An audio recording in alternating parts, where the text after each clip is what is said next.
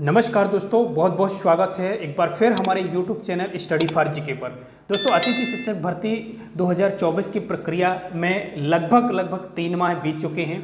आखिर क्या पूरा मामला है, क्यों बढ़ रही है बार बार डेट में डेट, तारीख में तारीख बढ़ाई जा रही है, कहाँ फंसा है पेंच, पूरी सच्चाई इस वीडियो में बताऊंगा, तो वीडियो के अंत तक रहिएगा। और जी हाँ, चैनल में पहली बार है तो चैनल को अभी सब्सक्राइब कीजिएगा, बेल आइकन को जरूर ऑन कीजिएगा। तो चलिए मैं आपको टू द पॉइंट लेकर चलता हूँ कि कहाँ पर जो भर्ती प्रक्रिया है अटकी हुई है, कहाँ पेंच फंस रहा है अतिथि शिक्षक भर्ती को लेकर, क्योंकि आप भी लंबे समय से इंतजार कर रहे हैं। लगभग 3 महीने बीत चुके हैं, अभी भी फाइनल अतिथि शिक्षक स्कूलों पर नहीं पहुंचे हैं। तो सारी सच्चाई मैं इस वीडियो में बताऊंगा दोस्तों, तो आप वीडियो के अंत तक जरूर रहिएगा। चलिए मैं बात कर लेता हूं यहाँ पर तारीख पे तारीख क्यों बढ़ रही है। सबसे पहले इसी पर बात करता हूं मैं।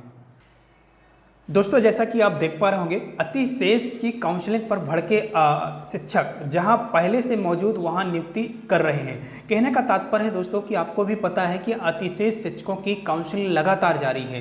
यानी कहने का तात्पर्य है, यहाँ पर मैं बता दूं कि यहाँ पर डीपीआई की सीधी मंशा ये है कि जब तक अतिशेष जो शिक्षक हैं उनकी पहले पदस्थापना सही क्लियर स्कूलों में नहीं हो जाती है, तब तक अतिथि शिक्षकों को रखा ही नहीं जाएगा, है ना। कहने का तात्पर्य ये है। अब इनकी क्या समस्या है, पहले यहाँ पर बात कर लेते हैं, टू द पॉइंट देखते हैं। यहाँ पर सारी समस्याओं का यहाँ पर निराकरण है भी दिया गया है, और यहाँ पर क्या समस्या आ रही है उन पर भी पहले उन पहलुओं पर भी बात कर लेते हैं।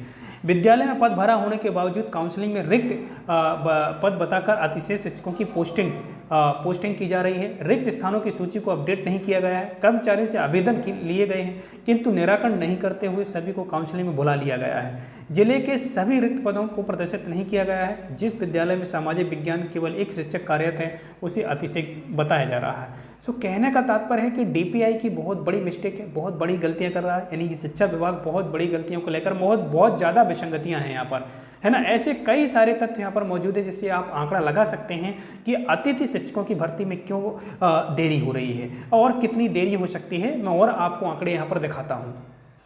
जैसा कि देख पा रहे होंगे, हाई कोर्ट ने डीओ से पूछा किस आधार पर महिला शिक्षक को अतिशेष माना जा रहा है, और स्टे भी दिया।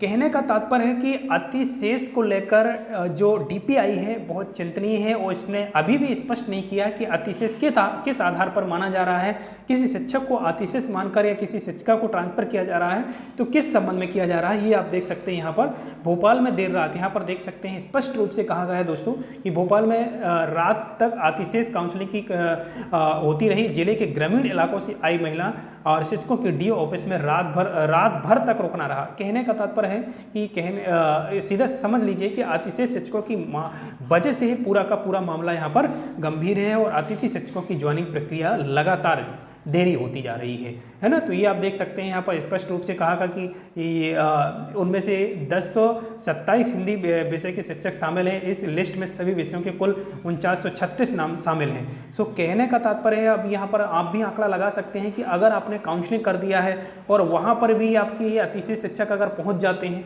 लगभग आपने 50 स्कूल सिलेक्ट किया है, 50 स्कूलों में 25 स्कूलों पर आपके अतिशय पहुँच जाते हैं, तो 25 जो काउंसलिंग है आपकी तो निरस्त हो जाएगी। 25 में तो आपको मेरिट से ही बाहर कर दिया जाएगा, मेरिट बननी ही नहीं है, सीधे वहां से बाहर हो जाएंगे। तो ये एक शिक्षा विभाग की बहुत बड़ी लापरवाही है। ये आप समझिए कि शिक्षा विभाग अभी तक अपडेट नहीं हो, या तो हो सकता था कि पहले आप अतिशेष की काउंसलिंग करवा लेते, इसके बाद चॉइस फिलिंग करवाते। तो यहाँ पर चॉइस फिलिंग भी करवाई जा रही है और अतिशेष को स्थापना भी की जा रही है। ऐसे कई सारी विसंगतियाँ सामने देखने को मिल रही हैं। मैंने जैसे कि यहाँ पर जिक्र किया, और भी आपको विसंगतियाँ मैं यहाँ पर से रूबरू करवाता हूँ। कई सारी विसंगतियाँ हैं, देखिएगा। यहाँ पर भी आप जैसा कि देख पा रहे होंगे, अतिशेष शिक्षकों की काउंसलिंग पर नज़र रखने के लिए डीपीआई स्तर पर समिति गठित की गई। अब बताइए, अभी तक समिति नहीं बनाई गई थी, लेकिन अब जो है काउंसलिंग प्रक्रिया पर नज़र रखने के लिए एक समिति डीपीआई द्वारा बनाई गई है। सो कहने का तात्पर्य है कि यहाँ पर अतिथि शिक्षकों की जो डेट बाई डेट है, यानी तारीख पे तारीख है, बढ़ना स्वाभाविक है। आप भी आंकड़ा लगा सकते हैं, आप भी चिंतन कर सकते हैं, तार्किक रूप से सोच सकते हैं कि जब तक आप सीधा कहने का तात्पर्य है कि जब तक अतिशय शिक्षकों की फाइनल काउंसलिंग नहीं हो जाती, इनकी पदस्थापना नहीं हो जाती है, तब तक अतिशय शिक्षकों को इंतजार करना पड़ सकता है।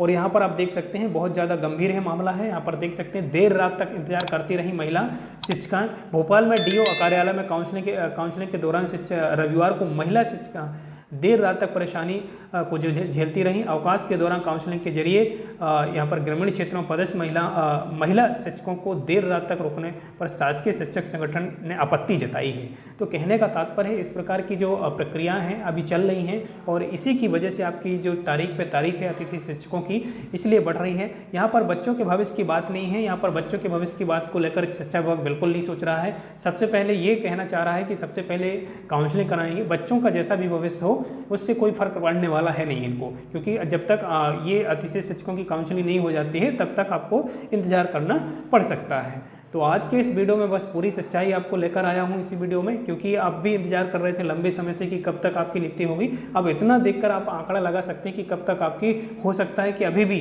मैं बता दूं कि बहुत लोगों के कमेंट आ रहे थे कि चॉइस फिलिंग हमने लॉक कर दी, 10 स्कूलों को करके एक बार ही एडिट का ऑप्शन दे रहे हैं। तो हो सकता है कि इस पर भी अभी विचार करें DPI, तो इस पर भी संशोधन कर सकती है। हो सकता है अभी 1-2 बार और डेट बढ़ी है ना, तो इसको लेकर थोड़ा सा पैसेंस बनाकर रखना है आपको सारी चीज़ों को लेकर। और मैं बता दूं कि और भर्ती को लेकर 30% का जो मामला था, आपको भी पता है कि 30% रिजल्ट वाले जो शिक्षक बाहर हुए थे, लगभग 12,000 अतिथि शिक्षकों को बाहर किया गया था है ना, उनकी ज्वाइनिंग को लेकर भी आदेश जारी किया गया है। हालांकि पोर्टल अनलॉक कर दिया गया है, सारी चीज़ें उनको ओपन कर दी गई हैं। अब उनके जो एप्लीकेशन फॉर्म है वो भी लिए जा रहे हैं, तो इनको लेकर भी उन्होंने DPI की ओर से एक नोटिफिकेशन जारी किया था उन्होंने, है ना। तो इसी प्रकार की विसंगतियां सामने देखने को मिल रही हैं, इसी प्रकार से आपकी तारीख पे तारीख बढ़ाई जा रही है। तो आप लोगों को धैर्य रखना होगा, नियुक्ति मिलेगी, धैर्य रखिएगा। और जी हाँ, अगर आप इसी प्रकार का अपडेट चाहते हैं तो चैनल को सब्सक्राइब जरूर कर लीजिएगा। चलिए मिलते हैं नेक्स्ट अपडेट के साथ, तब तक के लिए जय हिंद, जय संविधान।